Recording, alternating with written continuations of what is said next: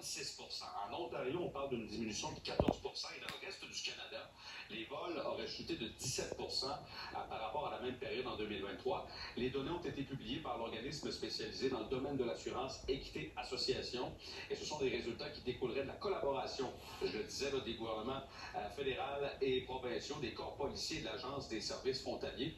Par contre, le problème pourrait s'être déplacé à l'est. On note une augmentation de 11 des vols dans les maritimes. Les voitures fabriquées entre 2010 et 2016 sont les voitures qui arrivent en tête de liste des véhicules ciblés par des voleurs dans les régions. Donc, le taux de vol baisse, mais le prix des maisons augmente. Le prix des maisons augmente. Et Valérie, c'est un phénomène qui se fait particulièrement ressentir, entre autres, dans la grande région de Québec. Oui, là, ce matin, Pierre-Antoine, j'ai envie de m'adresser aux gens qui souhaitent devenir propriétaires prochainement. Là, sachez que si c'est le cas, vous allez être invité à payer environ 6 000 $ de plus pour une mise de fonds de 20 Pourquoi? Parce que, bon, le prix des propriétés augmente d'environ 6 partout en province, mais chez nous, ça bondit de 9 donc pour les maisons unifamiliales dans la région de la capitale nationale et de 13 pour les condos. Et ce qu'on remarque, c'est qu'il y a de la surenchère. Donc, les maisons se vendent sur le terrain plus cher que le prix affiché. Ne vous découragez quand même pas, là, chers futurs propriétaires, parce que, bon, on dit qu'il y a quand même, le marché est quand même abordable, surtout en périphérie de la ville de Québec. Il y a des condos, mais au niveau des maisons unifamiliales, malheureusement, il n'y a pas grand-chose au niveau de l'inventaire. C'est très, très bas. C'est vrai chez nous, mais c'est vrai partout en province. On est vraiment à un niveau historiquement faible pour les inscriptions de nouvelles maisons. Merci Valérie. Merci Valérie. On s'en va à Toronto. Maintenant, il y a eu des pluies diluviennes. À l'aéroport Pearson, ils ont enregistré 100 mm de pluie en l'espace de 3h30 et je disais 26 mm en 10 minutes seulement.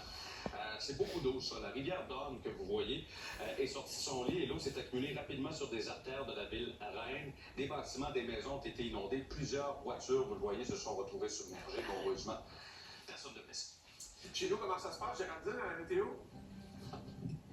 Ça se passe bien. Encore une autre belle journée en alternance soleil-nuage, toujours avec de l'instabilité aussi pour terminer cette journée. Un peu comme hier, un potentiel d'orage isolé, de courte durée. Pas d'orage violent aujourd'hui, du moins, il n'y a pas d'avertissement éclat-tonnerre, donc ça pourrait éclater au cours de l'après-midi, du début de la soirée aussi. Secteur sud et à l'ouest de la province, toujours des températures élevées, mais vous allez sentir un peu plus de fraîcheur aujourd'hui. Cependant, pour les secteurs vraiment au sud du Québec, Montréal en fait partie, et aussi toujours des ressentis 35, vagues de chaleur, d'ondes de chaleur au-dessus du sud du Québec, mais au cours de la nuit prochaine, on va pratiquement perdre à 100% ce facteur humidex. Donc, profitez des quelques heures encore de chaleur et d'humidité avant la fraîcheur qui va nous attendre dès demain. Centre et l'est de la province maintenant, donc Québec et les environs, même scénario, des petits 40% de risque de gouttelettes d'eau seulement en après-midi, début de soirée. Cependant, tout ce qui est un peu plus au nord, Saguenay-Lac-Saint-Jean, donc Roberval, Saguenay, des 60% de risque de pluie, donc des petites averses isolées de courte durée possible au cours de l'après-midi.